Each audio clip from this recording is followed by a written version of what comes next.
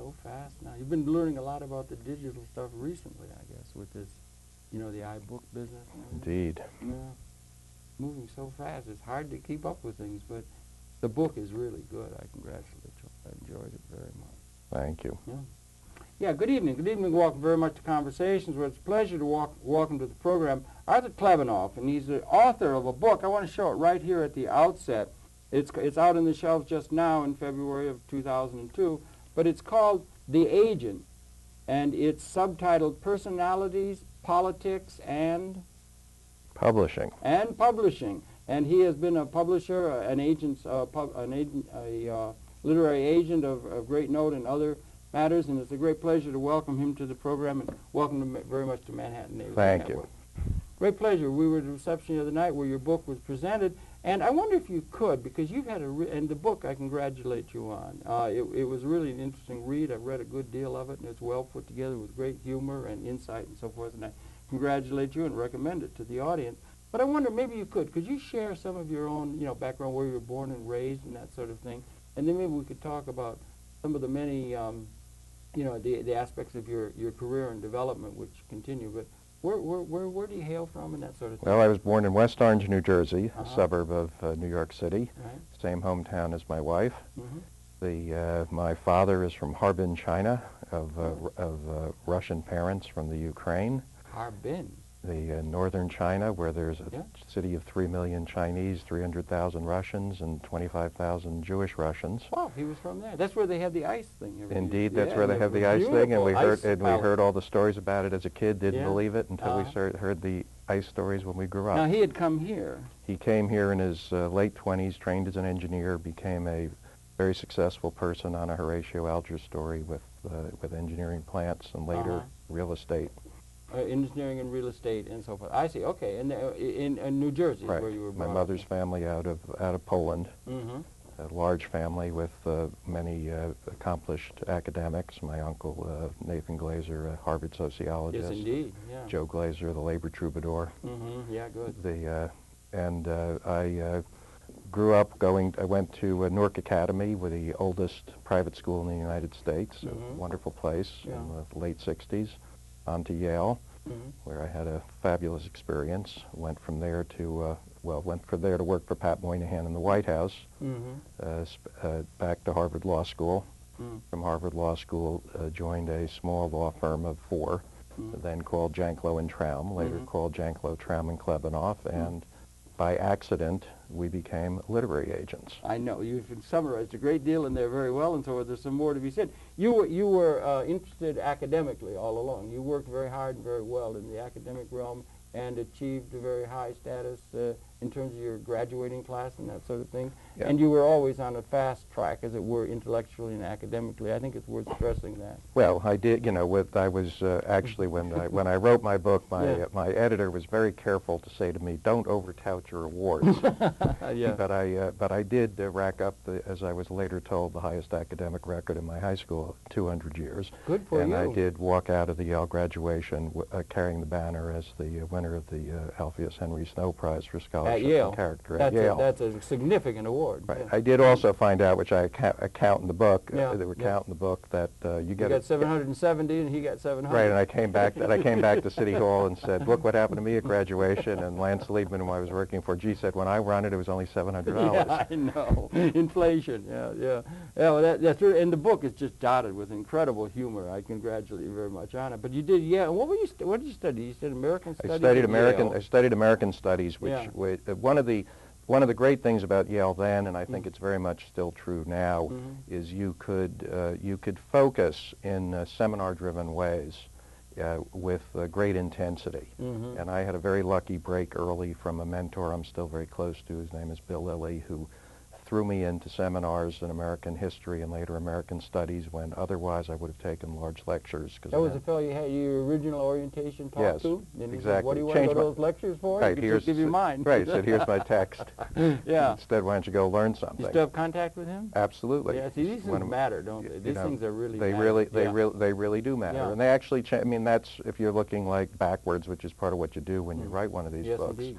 it was an encounter that changed my life. Yeah, all right, that's good. And you were seriously interested in really working on that. And you were also at Yale during a controversial time, in the middle of the Vietnam stuff Yes, and everything. And you had an interest in, and it stays with you and has been there, in politics. Yes, I was, well, Yale at that time, well, there were several levels that made this appealing. First of all, one of Yale's favorite sons, John Lindsay at the time, was mayor of our city here. Right. And, charismatic, totally charismatic. When he came to campus, the people hung from the rafters and the electricity was all over the hall. Yes. And I did whatever I could do to figure out how to work in City Hall. Yeah. And as a junior, I managed to get myself attached to some of the City Hall aides. This is why you're still in college? Yes, and I actually, what I did was I invented a program when none existed. I drafted an exchange of letters between Lindsay's deputy mayor and Kingman Brewster, the president of Yale, that said, let this kid take a semester and learn something in City Hall. Thank you. And that's now the Yale Urban Interns Program. Oh, I'll be darned. Well, that's getting things done. I hope some of them are doing some good for That's my getting Bloomberg done. today. Good for you, yeah. But you were stressing that. It was interesting, if I could, while we're in this education stream, because you did very well. And as you say, you got the Snow Prize coming out of Yale, which was great and everything. But then you did have, if I may, and maybe you could set me straight, but you didn't think that the educational pattern at the Harvard Law was as much as it's touted to be, or it could be somewhat better or something. Now, did I read you wrong or something? No, you don't read me wrong. You didn't read me wrong at all. You went into one of the exams and you hadn't been to it all, cracking the book, and the people all applauded as you cracked the book before the exam started. Yes, and I now have to deal. Not letting anything out of school. Well, I now have to deal with my teenage son, who has heard that episode and says, "Well, if that's what you did, what can I do?" That's a problem. And I said, "Do what we tell you, not what we did." No. I said, first rack up what I did before, and then you can do it. Oh, I see. Yeah. No, but I think Harvard Law School in those days was very large lecture classes. It was, I think, trapped in the Socratic teaching method, which is recounted in Morton L, the book by Scott Meredith, very, very well. And it really had a content problem, and it ran out of gas well before the 3-year curriculum. And they were struggling to say you could take any courses in the college for credit, you could go to Africa for credit, you could do anything for credit, and their problem was they didn't know what to do with you for credit. You could have sat down and did a review course and passed the bar in your review. Right. Well, and in fact, they were basically oriented away. Their definition of the practical practice of law, which is a good thing to do, was outreach in the minority community in Boston. But it was not about like public policy law. It wasn't about corporate law. Now you were interested in public policy law, particularly, I would suggest, or public policy. I was interested in public policy, and I was interested in politics and electoral politics. Now, electoral politics doesn't have a lot to do with law school. But but I was spending a chunk of my time flying around doing consulting projects in politics. And as a very young man, you got connected with and wanted to and courted being with Mr. Moynihan, and you worked with him in Washington in the Nixon White House, no? Yes. And that you were happy to get that, and maybe you could loved it. Well, that was before law school. Then, yes. Well, there were a couple of aspects. First of all, because I was in my American Studies life at Yale. That's right. Pat Moynihan was one of my substantive heroes. How can you not? I had read him. I had learned about him. I was very lucky in that he, for one of his books on the poverty program, Maximum Feasible Misunderstanding, had used research from a paper I wrote in my Yale days. So I had an interconnection. And my uncle, Nathan Glazer, the Harvard sociologist, was his writing partner on Beyond the Melting Pot. I got an introduction, and I just chased like mad, Dickens, to try to get on that staff. And ultimately, he called and offered me a position. So you were right in the heat of the Cambodia incursion and these kind of things, well, that's right when in the I heat of the out. White House and so forth. And what was your experience being at the executive office building and at the White House? What do you bring away from that in general? You were associated with Mr. Moynihan, but you were in the Nixon White House. You met the man, apparently. Right. Well, I think you should go out for a walk. Well, I think that it was. It was a nice day. Right. It was a strange atmosphere in certain ways overall. I would have thought. I mean, Moynihan's group, who had some wonderful people on it. I mean, Dick Blumenthal is now the Attorney General in Connecticut. And, Checker Finn, who's a great educational expert, and Krista Muth, who runs the American Enterprise Institute, and Frank Raines, who Fannie Mae. Are the Barootis still there at the American Institute? Or? I think, William Baroody? yeah, I'm sure, yes, I think so. That Christa Muth had run it for a chunk of time. Right, maybe my time frame's getting a little off now. But that was a really but it was a start. Volatile time, yeah, right. Feisty time. Definitely a volatile time. But ours was a group sourced in, you might say, reading, writing, and content. And there were a lot of people around whose backgrounds were sourced in selling toothpaste and other interesting things. And it was and there was an interesting contrast. Times when I'd get an off chance to work on prepare something. Yes. And people would say, well, where did you get this information? And I said, well, we called the Brookings Institute and asked them to send us some background. And this is not state secrets, like people study such things. Yeah, right. But was it a valuable experience as a young man? You were incredibly just in your early 20s. No, I was like 21. It was an incredibly valuable experience. Yeah. And it. Mr. Moynihan is something else. Well, he, you know, is an incredible character. Yes, yeah. And you've met many incredible characters. Yes, I've been you sure lucky to have met many incredible. But one of Moynihan's memorable instructions in those days to his whole crowd was, was never go into government unless you know how you can get out. Yeah, and also make sure you keep that tenured track right. at Howard. Well, and his view, which it would be better if more people in public life held it, was make sure you got a place to go. Yeah, and which really meant, keep true to yourself. Yeah, and also it gives you a sense of maneuverability. And stay grounded, and if you can't keep true to yourself, walk. Yeah, we'll come. Yeah, right. To be able to do that is worthwhile. Yeah, you had a thing in there also, if I may, a little later in your life, where you talk about freedom, money. Right. That was enough money which let you to where you didn't have to feel you had to work or something. Yes. Yeah, that was another. I wonder if that's a similar concept. It is. It is a similar concept. Coming out. Coming out of the commercial world. Independence has been important to you. You wanted to be the man that ran the show in a certain sense, as far as your own life is concerned. Didn't fit too well in institutionally, if I'm right. I don't mean to. No. Well, I think it's fair. But many of my friends say that I have reinvented myself on a series of occasions, and I have. I keep a veneer of applying to rules. I'm not a renegade, but I don't really take fixed rules as things I need to govern myself by. Yeah, and you're looking for the new all the time, because that makes life really I interesting. I if you think just keep doing the same thing, looking at the list of people you've interviewed, you may be sitting in the same chair, but it makes your life, I would think, quite interesting. Oh, because the people you sit opposite talking to. Yes, exactly. I mean, ran the gamut of fascination. Yeah. Well, for me it did, but we don't. But we're talking about. I understand, but but my point is intellectual diet. Yeah. If you can't change your weekly intellectual diet, you're not going to be very interested in getting up in the morning. And the thing is, there's so much to be interested in. There's an unlimited. It's getting more interesting all the time. The complexity of the world gives you more interest, more challenge, more interest than ever before. I was saying to a friend the other day, I can understand people being frustrated or angst-ridden or something like that, but I cannot understand anybody who is bored by this world. Every field is a revolution coming. I mean, there's so much going on, if you know what I mean. I will, I mean, I'll leave here tonight to hear Deborah Voigt sing, in Tristan and Isolde, and that's as challenging in its own way, gratifying, as sort of slugging it out with Random House in court. Okay, yeah. But let's get, so you did that, and you went to Harvard Law, and then you came out, and then you got, you maybe you could bring it up to date a little bit. You've been at the White House with Mr., in the staff of Mr. Moynihan, working for Mr. Nixon, so forth, left, and then went to Harvard. Is that right then? Yes. Yeah, you went to Harvard Law. You had a Mellon chance to get a Well, Mellon? I had a chance. Well, I had given up the Mellon in order to go to work for Moynihan. I had won it. I had won it as an undergraduate. That was a real goal. I had won. That had been a goal for you as a young man?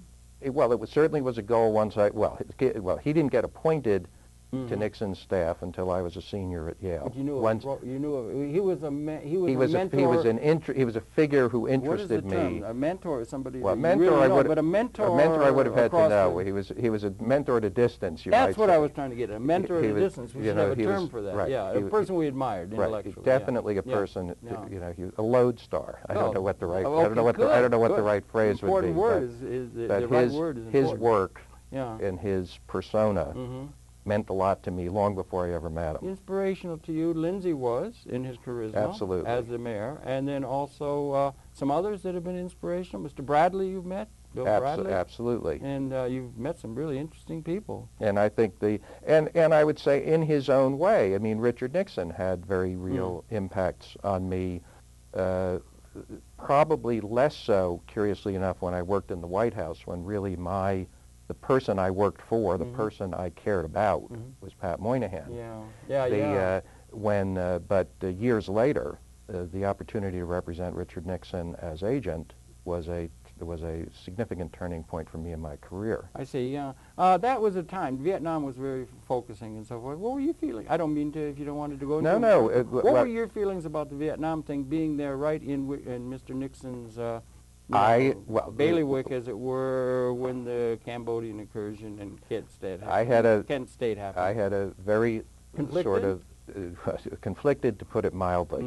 And when the White House at the time used its younger staffers, including myself, to offer coordination with the mobilization marches, to try to avoid violence.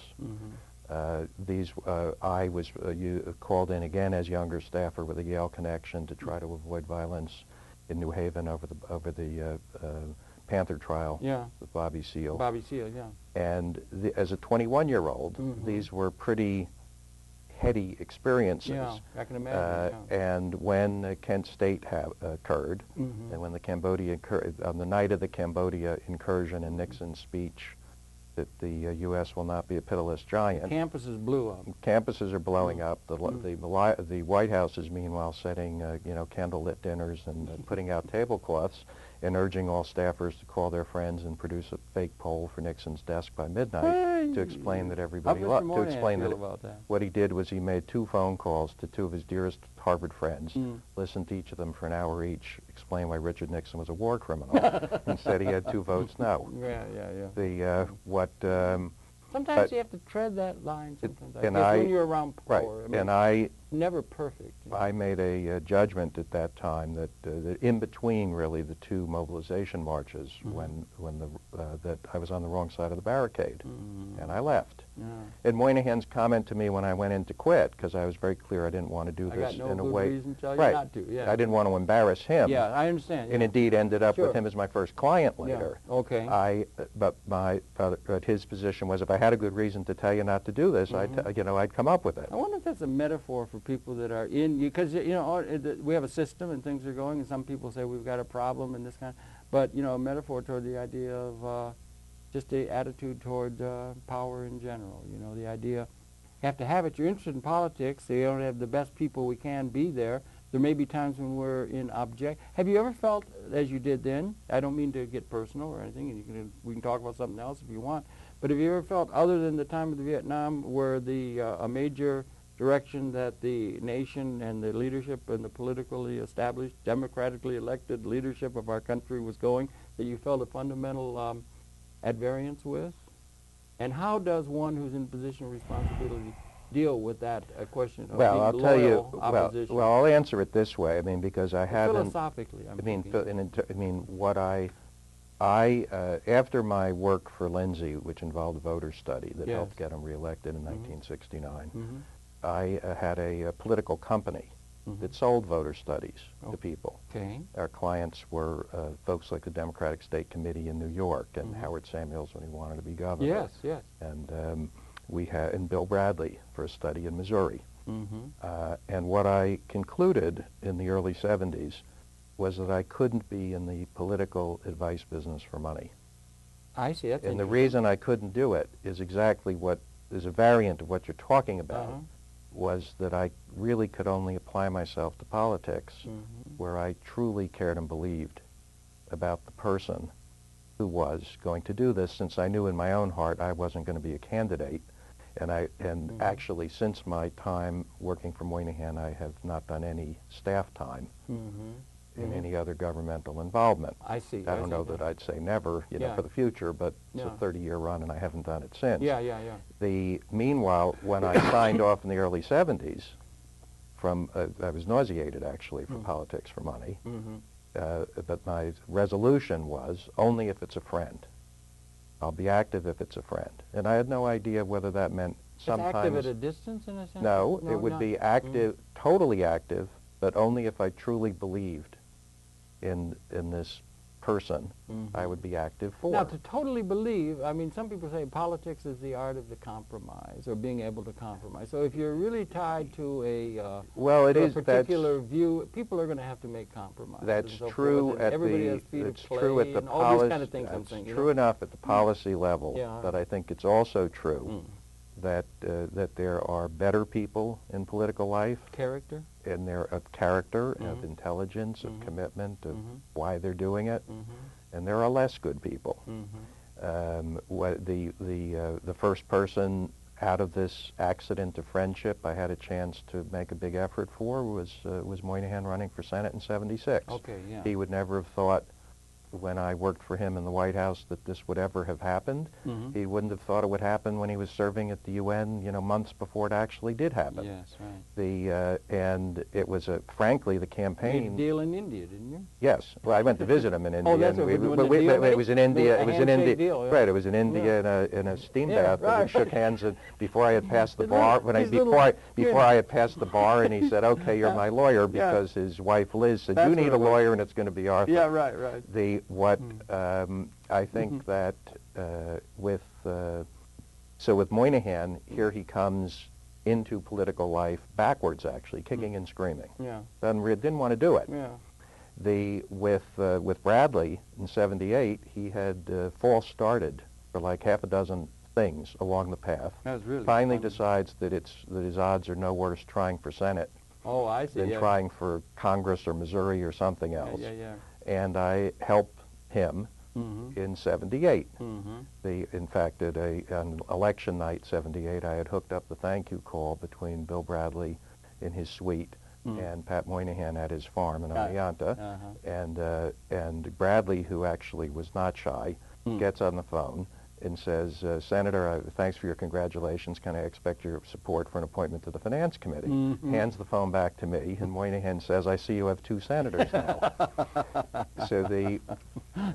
So that there was Moynihan and then Bradley. Yeah. Chuck Schumer was a fellow who... He's another friend. Right. Well, at Harvard Law School, Lance Liebman, this professor who was my boss in Lindsay City Hall, says, "I've just met the guy who knows more about, as much or more perhaps, about Brooklyn politics than you do. You two guys have to meet." And it's Chuck Schumer. We become fast friends. From then, you're friends. He becomes, I'm sitting with him with Steve Solars as we're debating his first shot for Congress. We are friends when we both get married. We're friends as a foursome. We're friends as our children are growing up. And then, of course, he takes his shot for the Senate. And I think we threw, if not his first fundraiser for Senate, one of them, and one of our only times actually going into the fundraising Your business. family. My wife's a professional fundraiser, but they... And there again, like a friend to the Senate. Yeah. And then I had having helped Mike Bloomberg with his book. Yeah. Where again, the cover image of the book becomes the cover image of the campaign. I think running a campaign for mayor was pretty far away from his thought process when he put that book on the market 4 years ago. Met you at Kaplan's Deli. Indeed. his only available conference office at the time. It was private. He's something else, isn't he? I mean, what he's put together with that Bloomberg they call it? Right. Well, he's a friend of yours and a person. Well, he's a client and a colleague, and as you saw the other night, he was good enough and with this wildly busy schedule to come and kick off my book party. Yeah. It was great. Well, the book deserves it. Mr.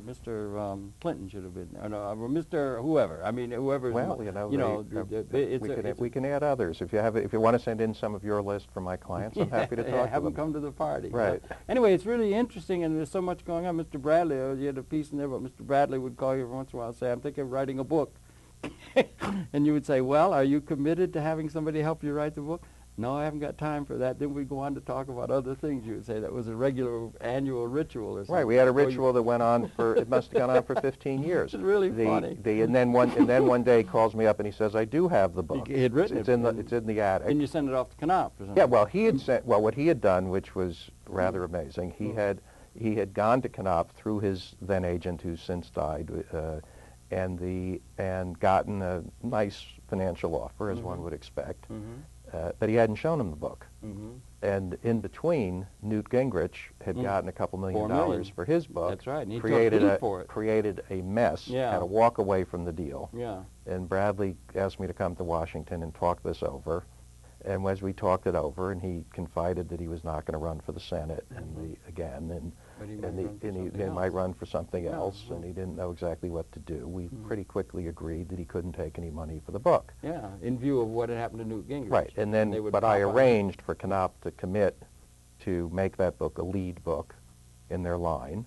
He handled the press on that book as he then made his Senate announcement. There was no question about the finances of the book, which otherwise would have been all over the press conference. Right. And the book became a a significant bestseller. Yeah, which one was that? Was That's Time Present, Time Past, that's which right. is That's actually which is a wonderful book. It's really his Senate memoir. You got on the New York Times. You got a cover story, reference to the book or something. Am I right? Well, you're actually. Well, I think what you're thinking of is the Time magazine cover for Nixon. But the Times did a it was a Times bestseller for 15 weeks or so. So it had certainly a very good run. So with all this interest in politics and this intellectual capability and all this that you had and so forth, and then you're interested in politics, and you did the law, you got the law, and you passed the law exam and all that sort of thing. You're there, and you joined a law firm, but you've gone from that to becoming what is maybe a preeminent literary agent or agency. Well, I'm delighted to be called the preeminent. I think it's better if we say a preeminent. And eminent, I think, would be safer before I get killed by every one of my agency clients. But fill us in a little bit on how you got from being a graduate of law and you got into a law firm. It was a question of which law firm. You probably could have gone into many directions you could have gone. That was a turning point in your life to where you became the possibility of a... You were in law. You were in the journal. You were an editor of the Law Journal. Yes, I was an editor of the Law Review. And you can usually write your own ticket to anywhere you want to go and so forth. But you made a sort of turning, and maybe you could share with us how you got to be a literary representative of some of the major people of our world's society. Well, the first level of this was pretty straightforward, which is that most people, as you say, were going to institutional law firms in one city or another. A lot of money there. And it wasn't what I wanted to do. Why?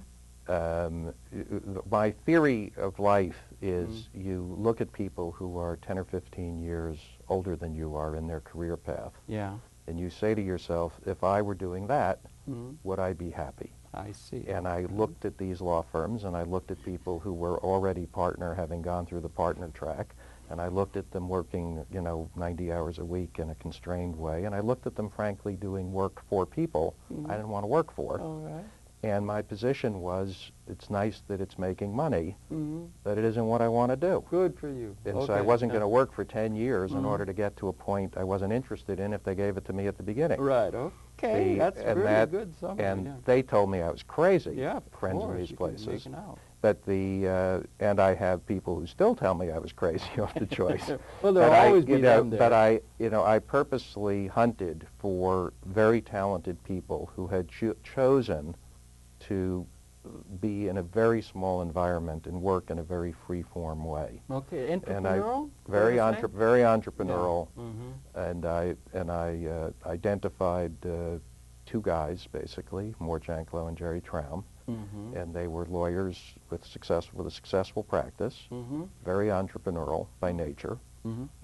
And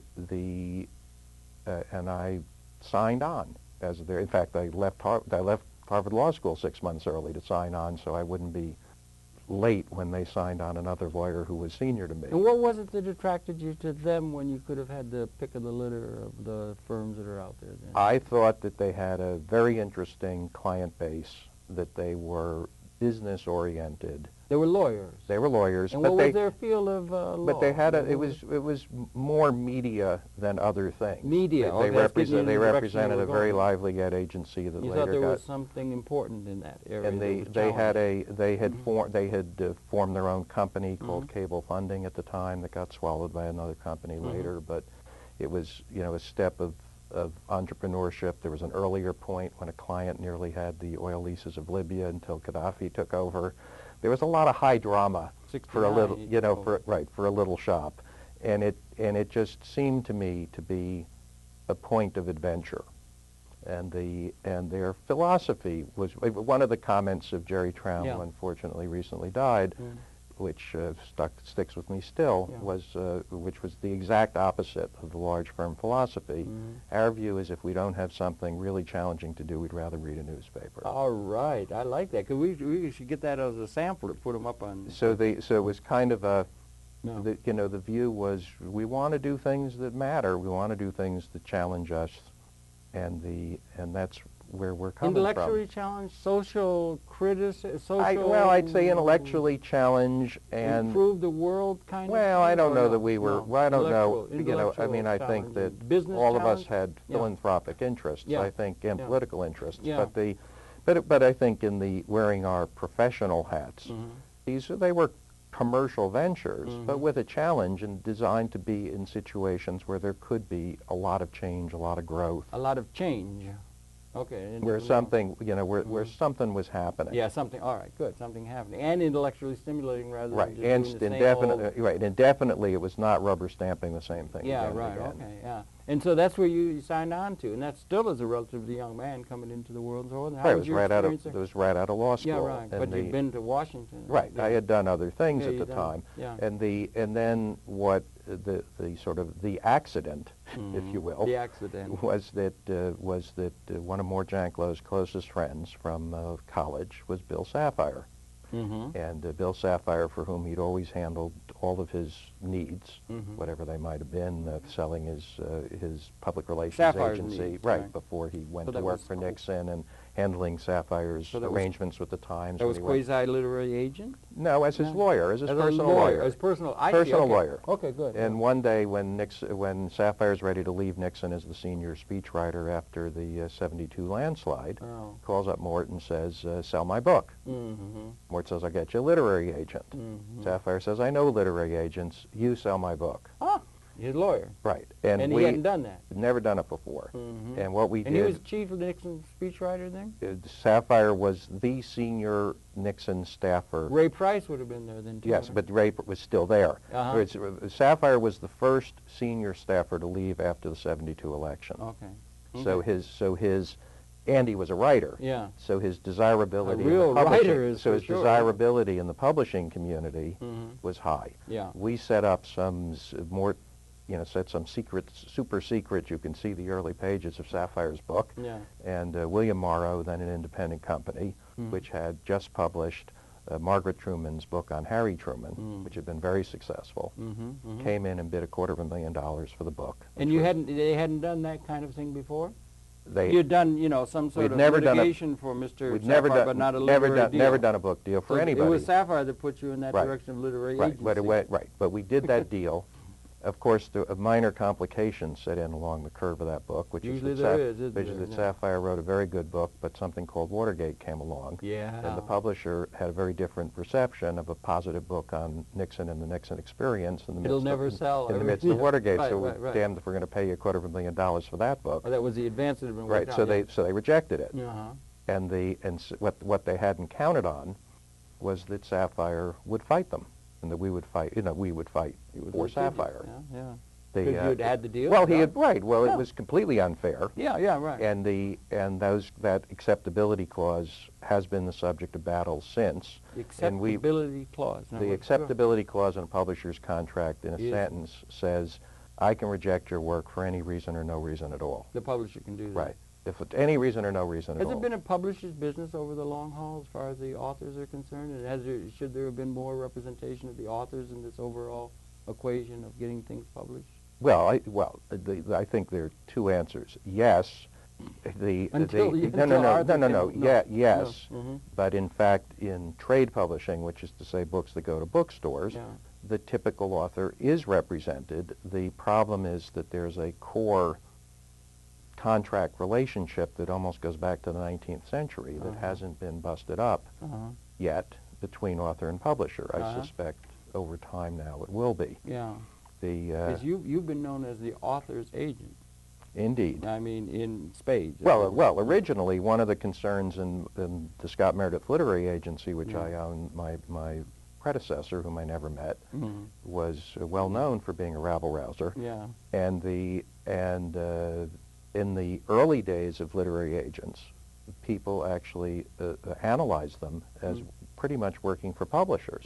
They were really an extension of the editorial function of the publisher. They were there to hold the hand of the agent and avoid the problem of the publisher having to do this. I see. But as the agents really developed as a business presence, Scott Meredith being one of the leaders in the post-war period, he was the client who was really the main icebreaker for these purposes was Norman Mailer. Yeah, that's right. And he was, it was a U.S. Publishing or some journal gave an award, and he was one of the two that were cited as agents. Right, as these like Mr. Knopf and so forth. Exactly. And then there were only two. So I mean, he had really broken some ice, and the Scott Meredith Literary Agency. Right. Well, he claimed to have been is an institution. Well, he claimed to. Well, he handled 25,000 deals. He claimed to have been the. He claimed to have been the first agent to conduct an auction. Nobody can figure out if it's true or false. He certainly was one of the early ones. Yeah. He was certainly one of the initiators of the worldwide sales of American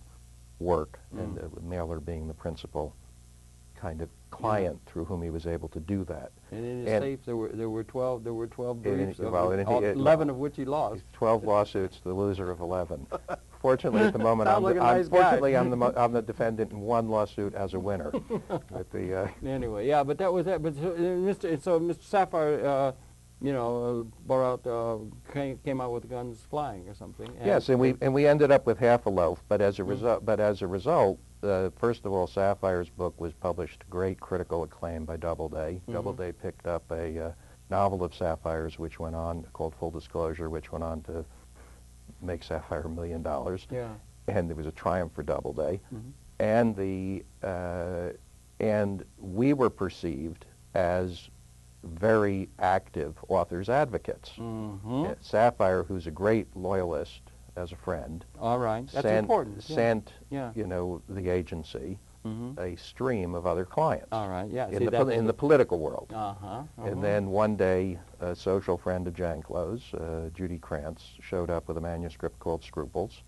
I sold that for $50,000 to Crown, to Larry Freundlich. So you were finding yourself in a new business? And we found ourselves, and that book took off, and we found ourselves in a new business. And then shortly thereafter. And it felt right. Right. Well, I have to tell you, it didn't feel right away. All right. Because here I was, as we've been talking about, I was this Yale and Harvard guy who did not remotely, in my thought process, say that I was setting out in life to be a literary agent. Right. So as I found myself in the late 1970s saying, well, wait a second, looks a lot like I'm a literary agent. Yeah, right. I was saying to myself, well, what am I doing here? Well, you had linked yourself up with people based upon their the strength of character and intellectual curiosity and the interest of people, and it let that be a guide for you in a certain sense who you're going to link up with, and it led you to the publishing world in a certain sense. Do you think? Yes. Well, yes. The people you were inspired by were people that were independent thinkers and people that would break the mold lots of times. And we also had the opportunity in one of the opportunities that's present in publishing, it's not unique to publishing, if you have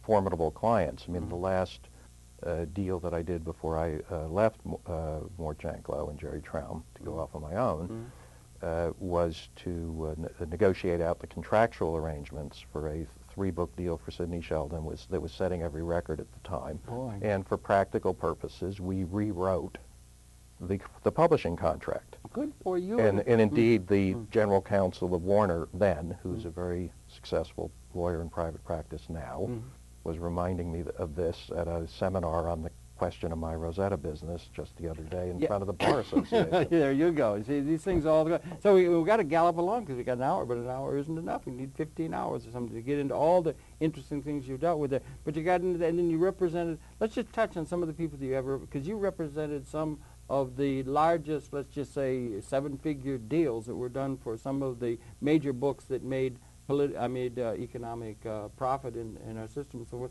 So you've been involved in that. Maybe you could touch on some of that. And then we want to get to Rosetta and to the e-book and to the development of new technology and so forth, because you've taken an entrepreneurial interest in all of that too. Right. Well, Linda Goodman, the astrologer, came to me really at Janklow. I still represent her estate now.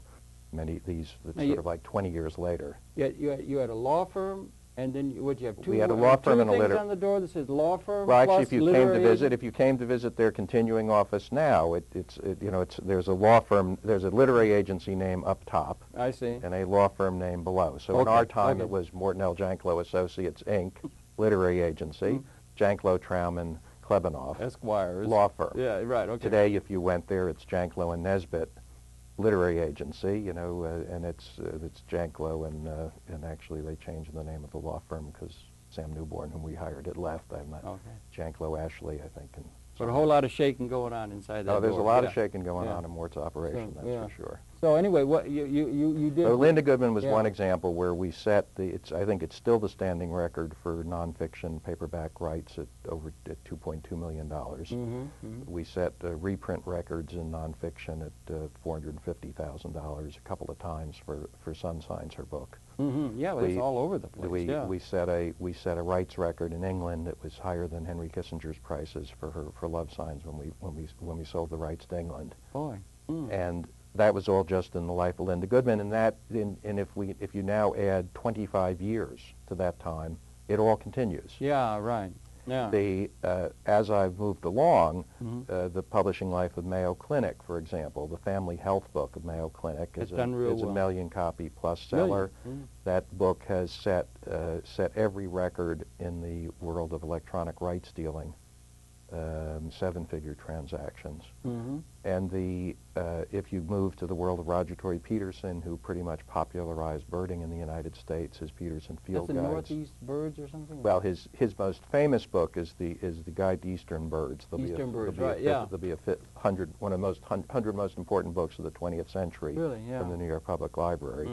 But its 5th edition is coming out posthumously this spring. But that's a series that sold in the tens of millions, and that going to my leather-bound world, which is one of my larger clients now, Easton Press, the most important leather-bound publisher. They publish the Peterson Field Guides, all like 45 or 50 of them in leather, and they've done fabulously well with that for 15 years. Yeah. So that's another client area. And these are all clients that you represented. Right. These are all clients. And you had to hold an agent such as yourself would, in a certain sense, be sensitive to them, hold their hand in a certain sense. Well, my get client, the best deal, but help them work out the best deal, do some related events and so forth. Absolutely, but the best, but there's a, there's a notion that a lot of agenting is about hand holding. The truth is, the best clients don't really need their hands held very much. They got themselves put together pretty well. They're professionals. What they need most from an agent is strategic advice. It's like doing a deal. Right, negotiating skills, very careful contract attention. And now increasingly, as the world gets more complicated, they need the ways to develop, advice on how to develop their career in a multi-tiered way. And that can mean public relations advice, it can mean things that attach over to the media, it can mean corporate endorsements. I mean, one of my most successful clients, Sheila Lukins of the Silver Palette, New Basics cookbooks, all around the world, USA cookbooks. Followed on Julia Child. Food editor Parade for the last 15 years. Walter Anderson. Exactly. Yeah. She's she's a fabulous woman, a dear friend, incredibly successful. And part of the success are a series of very high profile, appropriate, very tasteful corporate relationship arrangements that bring tremendous visibility to her cookbooks and her work and her recipes. Because in a sentence, book publishers tend to have small promotional budgets. Yeah, corporate America has big promotional budgets. A lot of those authors would be willing to take less if they would get more promotion, so because that's part of it. And then there are others. Now we got to move ahead. I'm sorry, Arthur, because we have no time. I mean, your life is too interesting, Arthur. You should slow it down a little bit so we could have. But anyway, but the thing is, and then you've had also. You mentioned Mr. Bradley represented, Mr. Bloomberg, and these other well-known figures and so forth. But I wonder if we could, and you've been in an agent's way with them and so forth, and it's all brought out in the book in a very interesting and humorous and well-written way. I, again, recommend the book very much. But I wonder if we can get over to the Rosetta and to the e-book and to where we're going from now. Because one of the things, as an entrepreneur, you're interested in changes that are coming, the zeitgeist changes, the technology changes and so forth. You've tried to keep a feel for that.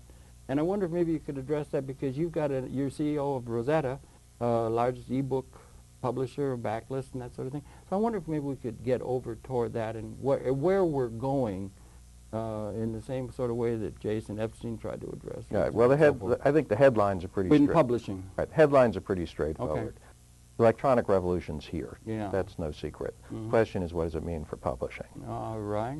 And and it's my view, and I'm not alone, that the electronic revolution represents the first substantive change in publishing since Gutenberg 500 years ago. Okay. That everything you as a reader experience since Gutenberg up to the digital revolution is a physical book. Doesn't matter how it was produced, right up to today's opportunity to produce it print on demand through a server and or a kiosk in a bookstore or whatever. Yeah. It's a physical book in your hands. The digital world, which can come in on a machine and a screen, is completely different. Yeah. Offers a completely different range of experience, is accessed 24 hours a day, 7 days a week, is manipulable in ways that can never be achieved with a physical book, is searchable. It offers dictionary definitions. Changing everything, yeah. Offers you can reflow the text for different text sizes. Soon it'll be able to do translations on the fly. It'll be able to create an audio book with a very high quality voice on the fly. It is transformative of the book experience as we know it. Consistent with, but transformative of. Now, I totally believe when the history of the electronic book, of electronic reading, is written, when the history is written, we will look at the time we're in as its first chapter. It's just at the moment, there are a lot of people who are on differing pages as to whether we're in the first chapter at all. Are we in the first chapter or the preface or something? Well, we may even be in the preface, but I would argue that we're in the first chapter of a multi-chapter, explosively developing story. Okay. I mean, an analogy would be if we were having a discussion about television in 1949, you'd think that the more interesting discussion was about radio. And this is it is a new medium, and I'll give you just a couple illustrations. More than 20% of the readers of the Wall Street Journal are now getting their copies electronically. Really? Okay. That's one. Second, there's a concept of getting, by your opting in, an electronic little newsletter, like maybe it's a joke of the day, a recipe, or whatever, by email. From the journal? Just no. Oh, in general. From different sources. An amalgamation of these sources, whose purpose is to sell advertising, now has a base of 40 million people getting this on their screen every day, just as one reference. Now, the number of people who are actually enabled to read an e-book today, which means that they, A, have an appliance that's suitable, and B, have enabling software, which is available for free, but they got to go get it, is less than 1% of the software audience that's out there. Yeah, big market. Right. The software that's being sold today and tomorrow is already enabled. It's generally speaking now pre-packed. Yeah, so you don't even have to do the download. You don't have to do anything. Yeah. The tablet, which is coming in the fall, which is a hybrid between the laptop as we know it and the handheld computer. It'll have a much bigger screen than a Palm and a somewhat smaller screen than a laptop, but it'll have a 24-hour battery life. It's totally wireless, do everything a computer will do. Might start out at $2,000, but it's quickly going to be $1,300 and less. And it's going to be the size of this thing? No, much bigger. Bigger than this? But light, very light, fraction the weight of a laptop. Who's putting it out? Well, it'll be a Microsoft. There'll be many of them. But Microsoft has a bunch of licenses. Tablet? They're calling it a tablet. Yeah. Well, it's not out. No, It's been in development for years. It's what Bill Gates carries. It's out this year, though. Right, it'll be out this year. It's what Bill Gates has been carrying in beta form for several years to the consumer electronic shows. Yeah. And saying this is the future. I see. Now, I believe that there are a couple of issues. First issue is what machine becomes the appliance of choice in the schools. Big issue. You know, I believe it'll be the tablet. You do? There are different people with different beliefs, but so many schools are buying this gadget. Yeah, let me show this. What this is. What is this? This is an iPack made by This is an made by iPack. it's made by Compaq. It's I'll put it close, but you can't read the print. Probably can't see things. You can't see the print on the camera, but it's. But this is essentially an e-book device. This is a full computer in your hands. Full so computer. do everything that your laptop computer will do.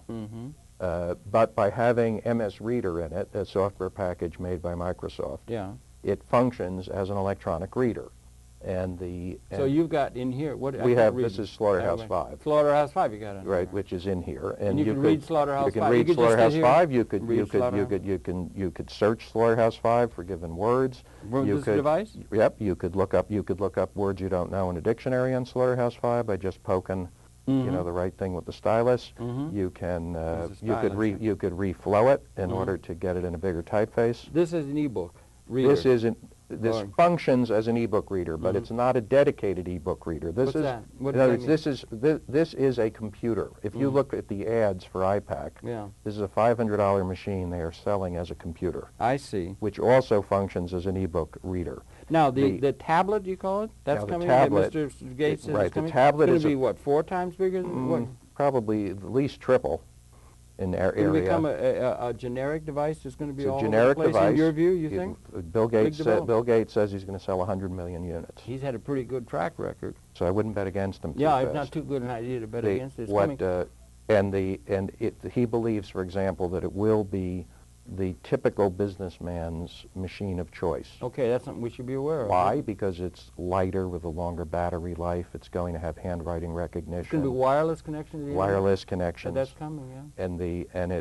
But that machine, while it won't be purchased because it's a reader, will give a very high-level reading experience. I see. Yeah. And it'll also, because of its memory capabilities, have be able to keep inside. So you're very quite a few interested. books. You're very interested in that. Maybe well, it helps to blow open the market. Yeah, we got to move along. We got a few minutes left. You got Rosetta. Rosetta. Right. Rosetta. I'm sorry, Rosetta. And share with us quickly that and the. Well, the concept of Rosetta is very simple. We formed a company to, in order to bring the classic books of the backlist of the 20th century, books in copyright. Now let me just show. I'll show some of these as you're talking. Go ahead and talk. And we have contracted with the authors for their estates for the exclusive electronic rights. These are you got the electronic rights on some of these books that I'm putting up here now. You just keep talking. All of the books you're putting up there now, plus another 75. People can visit our website at rosettabooks.com and see what we have. And you can get the book, 1984. You can get. Soon you'll be able to get all of our books. About half of them are up and digitized now. We digitize them. We make them available through the commercially workable systems, which include Palm Digital and Adobe eBook and MS Reader. Okay. And one of the reasons, and we're the only people who have tried to do this. And with Adobe, we did the first ever. When you get to Agatha Christie's, and then there were none, which is coming up next. You got Agatha Christie too. We did the first ever timed ebook, where for $1 you could buy 10 hours of this worth of this book. And then it vaporized, like Mission Impossible. Yeah, you've got that kind of a thing where you can have it for so long and then it just vaporizes like Mission. Yes, and in fact, part of what we're working on now is a library-based distribution where, as a library card holder, you would get your choice of our catalog for free. You would use it for maybe, for argument's sake, a month or 3 weeks, and then it would vaporize. Now you had to do a litigation about who had the copyright rights. We got sued by What is the status of all this stuff? Because we got like the Akashic record, we got all this stuff, records, the digital things making it available. You've got copyright things, you got families linked into it, and all these kind of things. And those issues are coming to be focused somehow. And you had a suit with Simon & Schuster. Well, Simon & Schuster too. Random House was the plaintiff. Random House sued us. Everybody's ganged on. Yeah. We have the Authors Guild and the Association of Agents representatives joining us as amicus. The authors on your side. Right. That's and a the good agents. sign. Yeah. Right. In a sentence, the operative clause in most contracts is the right to print, publish, and sell in book form. Since the Civil War, the book business has been a print business. It's specific for rights. Authors hold copyrights. Any right not granted is withheld. Starting in the late 80s, early 90s, when the Internet was around and people focused, the publishers put electronic clauses in, and for new books, picked up electronic rights. Our position, plain and simple, is that everything before it belongs to the author in electronic A big backlist. Right, and it's a big backlist. Mm-hmm. And the federal district judge has agreed with us, and it's on appeal now by Random House in the Second Circuit. Do you feel they ruled in your favor? The lower judge ruled in our favor, and we're awaiting a ruling from the Second And Circuit. this is a major decision in terms of the way the industry is going to be structured. And Yes, the case has been addressed during most of 2001 as one of the 2 or 3 most important intellectual property disputes of the year. One we should all be aware of. What do you think? It's going to come down to where your Rosetta books is now the leading, would you say? Well, in terms of what we're trying, in terms of what we're trying to do, Yeah. which is bring these wonderful books forward and make them broadly available. We're the only people trying to do it. What an important thing that is as far as education. Yes, and what you can have the library in your hand. And we have major support. I mean, from a marketing point of view, from the big electronic companies. They don't want to get involved in the lawsuit, but they're co-marketing with us very aggressively. And we have a lot of interest from major library systems in becoming involved in bringing this out under their aegis. This is a dialectic between you and other of the publishing world and so forth. Aren't there going to be a whole lot of dot-commers or people that are involved in the digital thing that are going to be interested in the rights to the classics and so forth? Well, perhaps. Aren't you going to have others that are going to come in? Well, I'm sure that we'll have compete some, with but you I that- think They haven't looked at it very much well, yet. I think the people who They're going to be looking at that like people they, who took an early stab at this I think the aggregate losses so far on the content side are $1 billion. I see. And they had, in our view, bad models. And they Bad business models. They had bad business models. They were looking for public market flips of their stock, and the public markets closed on them, and they hit the wall. Yeah. There are very few people lining up to take risk in what we're doing. I think it's an opportunity for us because we're ahead of the pack. Our brand is actually at this point fully internationally established. We have tremendous support in the author and agent community here and in London.